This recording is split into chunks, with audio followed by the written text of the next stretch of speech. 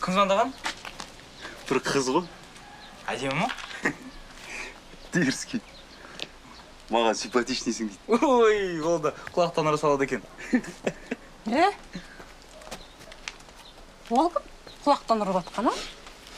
Ерланды бір қыз свидание шақырып жатыр ма? Ол қандай қыз? Бір қызбен общение ұстағам ғой.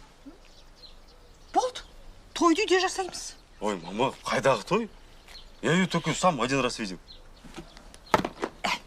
Один раз сразу ЗАГС. Көнбесе на жамбас. Болды. Тойды үйде жасаймыз. Блин, или все-таки ресторанда жасаған дұрыс ау деймін. Все-таки құдалар, құдашалар, дискотека, там.